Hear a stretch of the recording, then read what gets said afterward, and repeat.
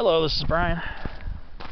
Today is Sunday, May 16th, 2021. And I'm in Torrey Pines State Natural Reserve in the northern extension portion of the reserve. Now I want to provide another spotlight on shrubs video. Today I want to focus on a relatively narrow endemic subspecies of a very, very common California shrub.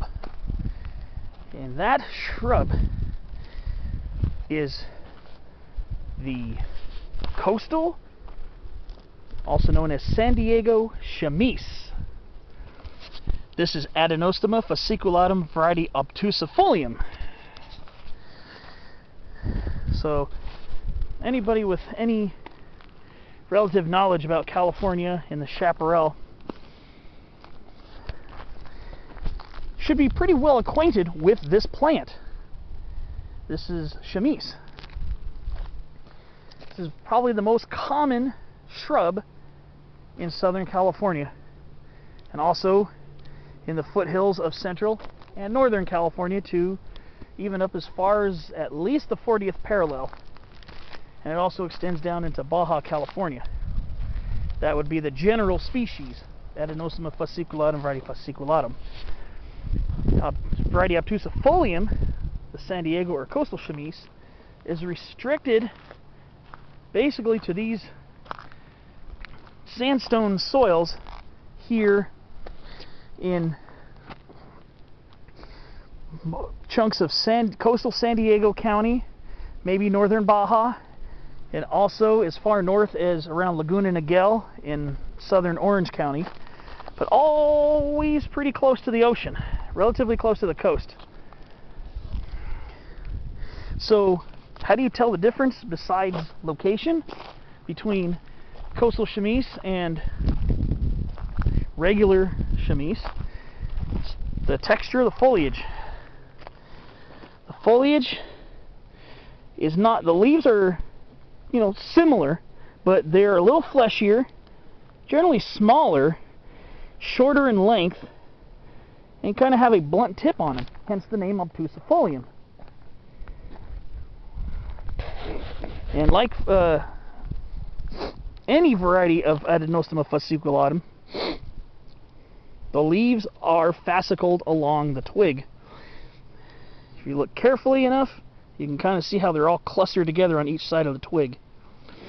So that's pretty characteristic for any variety of Adenostoma fasciculatum. But this is the narrow endemic version of the chamise, and we're getting to see these in bloom. Starting to see them in bloom. May is a good month to start seeing these plants bloom. Right now we're in mid-May, and they got these very pretty, very tiny little white flowers in these roughly pyramidal clusters, or should I say panicles. They're 5-petaled, they're white, and when they cover an entire shrub, it can actually be quite a striking scene. Now, a lot of the ones here are just starting to bloom, so there's some where you can see quite a few of the blossoms, and in some areas where the plants haven't even started yet. But so we're going to talk more about the characteristics of Adenostoma fasciculatum variety obtusifolium. It's generally a small to medium-sized shrub, especially on these exposed open areas along ridge lines on south-facing slopes. So along these exposed ridge lines, you can find these to be shorter in stature, more stunted, sometimes quite tiny. Now, I've read before that, I've read in some books that the San Diego or coastal chamise is supposed to be more stunted than regular variety fasciculatum.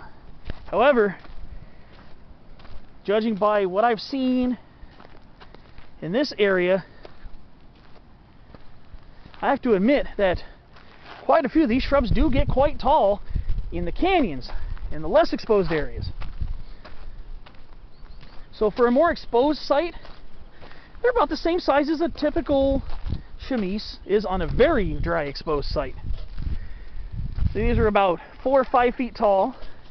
It's not that atypical of any variety fasciculatum you'd find as well. And on these more even drier parts, they can be quite stunted as these smaller shrubs here. Now I'm hoping I've got enough battery power to get down to the canyon and follow the trail.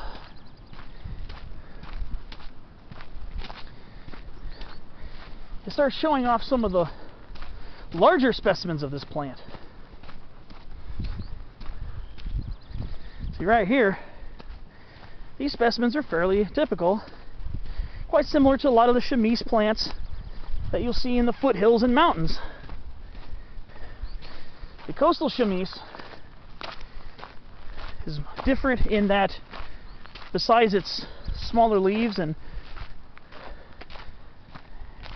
smaller blunt-shaped leaves, the plants also don't grow very far inland, and they do not seem to grow much more than a few hundred feet above sea level.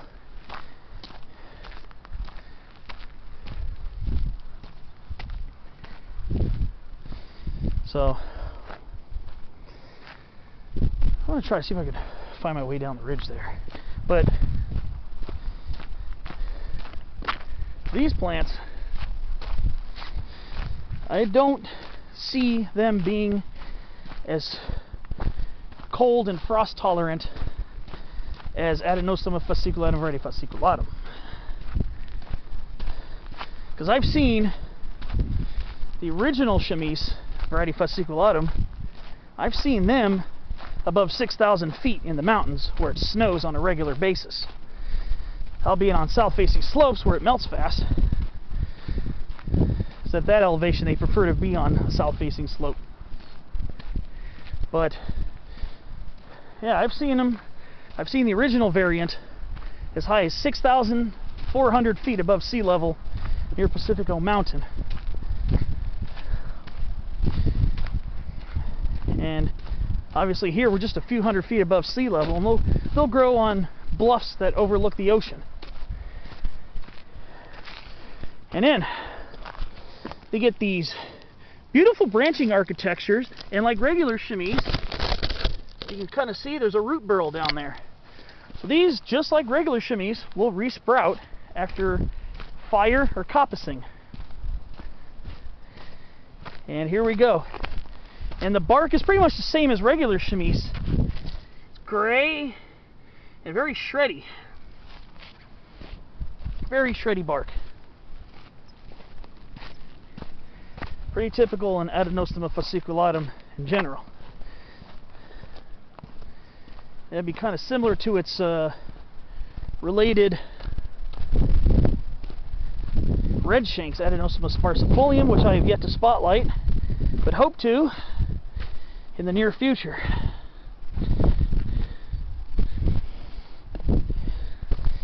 There is another variety that I've heard of, which is variety prostratum, which is found in coastal areas, but I haven't seen that one yet. So what I'm going to try to do, start heading down some of these chamises in more of a shadier location. Their leaves become a little more linear. But you're going to start probably seeing larger specimens as I go down this hill. For right now I'm in apparently this is a Quercus acutidens grove right here. Torrey's hybrid oak. I think that's the most common scrub oak here in San Diego County. It's Quercus acutidens. But now as we're going down into the canyon, we might be able to see some larger specimens. Hopefully. Well, maybe not. We're going into more of a coastal sage scrub habitat now, so. Chamise will invade coastal sage scrub as well. It will grow in coastal sage scrub sometimes. I've seen it, especially variety obtusifolium. I have seen it in coastal sage scrub situations as well, so it's not completely exclusive to chaparral. It's usually it's a common indicator of chaparral, but it's not exclusive to it. Occasionally you will find a specimen here, as we've transitioned really quickly. Now we're in coastal sage scrub. Like I said, you might find an occasional shrub or two along the way.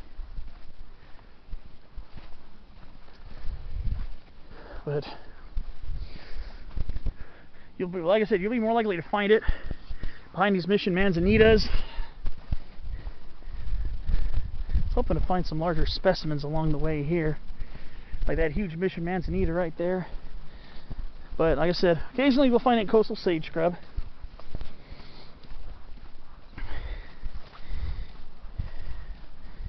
And I'm thinking this is going to probably end this clip.